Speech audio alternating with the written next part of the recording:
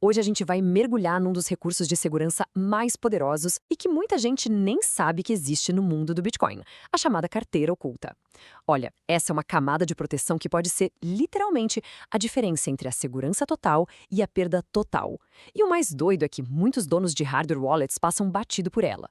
Então, bora descobrir como é que isso funciona. E tudo isso começa com uma dúvida muito, mas muito comum mesmo. Outro dia um amigo me ligou e falou assim, Dani, eu achava que quando eu tivesse uma hardware wallet, os bitcoins viriam para o aparelho, sabe? É exatamente essa confusão que serve como ponto de partida para a gente entender a segurança de verdade que dá para alcançar. E para a gente desfazer essa confusão, a primeira coisa é desconstruir uma ideia que parece básica. A tal da carteira de hardware, na verdade, não é bem o que a maioria das pessoas imagina. Chegou a hora de repensar completamente esse conceito. Esse meu amigo, por exemplo, ele seguiu o manual à risca. Fez tudo certinho. Gerou as palavras offline, anotou lá no papel, sem foto, sem cópia digital, nada disso. Ele até fez o passo que eu considero o mais crucial de todos. Resetou o aparelho e restaurou com as palavras só para ter certeza que o endereço era o mesmo. Nota 10 para ele. Mas, mesmo com tudo isso, a dúvida principal continuava lá na cabeça dele. E aqui vem o grande ahá, o momento da virada de chave. A gente tende a pensar na hardware wallet como se fosse um cofrinho digital para guardar as moedas, mas na realidade ela é um chaveiro. Isso mesmo, um chaveiro de altíssima segurança feito para guardar as chaves. Os bitcoins nunca, jamais saem da blockchain. O que o seu aparelhinho guarda é o segredo para acessar eles. Então, vamos definir isso direito. Uma hardware wallet é um dispositivo que tem um chip de segurança todo especializado. A única função dele é guardar as palavras secretas offline e permitir assinar as transações de forma segura, sem nunca, jamais expor esse segredo para o computador ou para o celular. Ela não guarda as moedas, ela guarda a chave. É, no fim das contas, um chaveiro digital. Ok, se o dispositivo é um chaveiro, a pergunta que vem logo em seguida é: tá, mas quão seguro é esse chaveiro? Vamos dar uma olhada no risco real que as palavras secretas correm.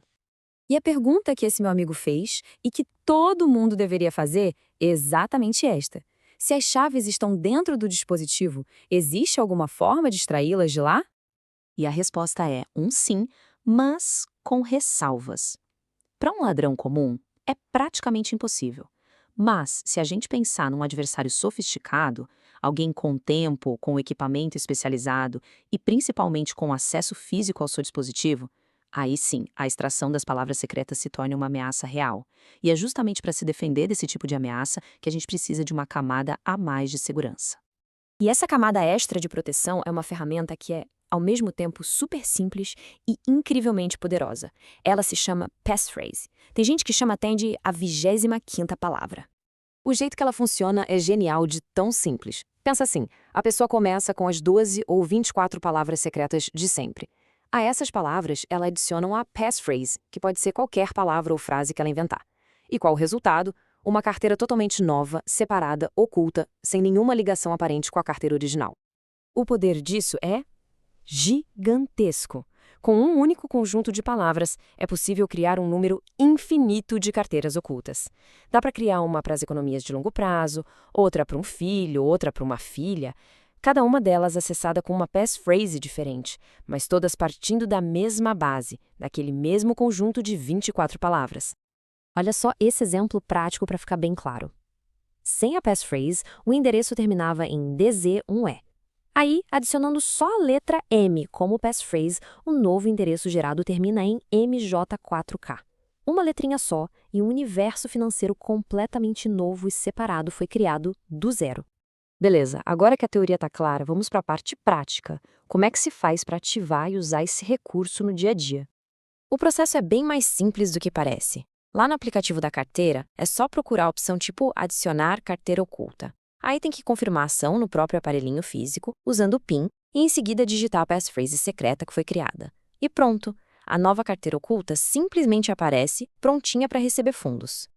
Mas, muita atenção aqui porque existem umas regrinhas de ouro. A passphrase tem que ser complexa, mas, ao mesmo tempo, algo que a pessoa consiga memorizar. É bom usar só letras e números e evitar acentos ou caracteres especiais, tipo arroba, cerquilha, cedilha, porque isso pode dar problema de compatibilidade com outras carteiras no futuro. O objetivo principal é esse: memorizar, não anotar. Uma frase tipo Kimpre BTC é muito, mas muito melhor do que uma palavrinha simples.